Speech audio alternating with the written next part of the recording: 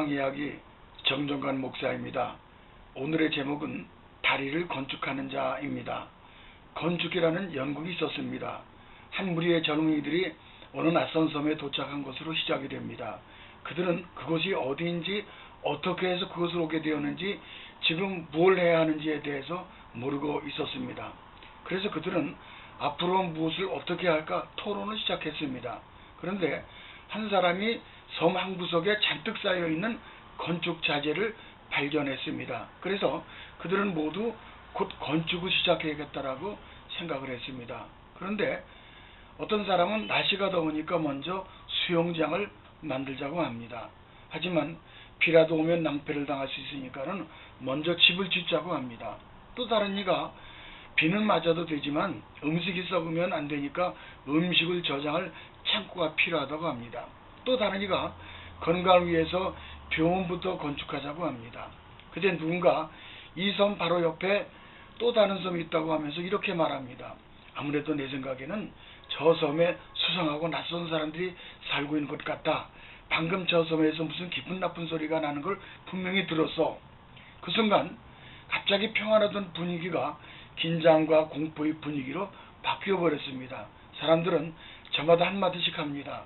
옆 섬에 사는 사람은 누구일까? 혹시 우리 섬에 쳐들어오는 것이 아닐까? 생각이 여기까지 이르자 아무래도 그 건축 자재를 가지고 우선 성벽부터 건축하자고 주장을 했습니다. 마침내 모든 자재로 성벽을 쌓는 공사가 시작되었습니다. 그때 갑자기 어디선가 낯선 청년이 옵니다. 누구냐고 물었더니 그 청년은 저는 건축가입니다. 여러분들은 이 섬에 오게 하신 분이 나를 보내셔서 건축을 돕게 했습니다. 보십시오. 여기 설계도가 있습니다. 그런데 당신들은 이곳까지 오게 하신 그분의 의도를 모른 채 다른 것을 짓고 있습니다. 그리고 계속해서 말합니다. 우리가 무엇을 건축해왔습니까? 여러분과 나는 이곳에 오게 하신 분은 당신들이 옆 섬의 사람들과 교제할 수 있도록 다리를 놓기 원하고 계신다는 사실입니다. 그런데 당신들은 반대로 벽을 쌓고 있습니다. 이때 갑자기 사람들은 의욕의 눈초리로 청년을 바라봅니다. 한 사람이 적이 보낸 스파일지 모른다고 생각하고 스파이다! 죽여라! 죽여! 그래서 사람들이 돌을 들어서 이 사람에게 던지기 시작을 합니다. 천둥 소리가 울리고 전기가 갑자기 나가면서 사방이 깜깜해집니다. 잠시 후 불이 켜지자 돌팔매질을 당하던 청년은 십자가에 못 박혀 있었습니다. 사랑하는 이들이여, 이 연극은 예수 그리스도께서 이 땅에 오신 목적을 잘 표현해주고 있습니다. 그렇습니다.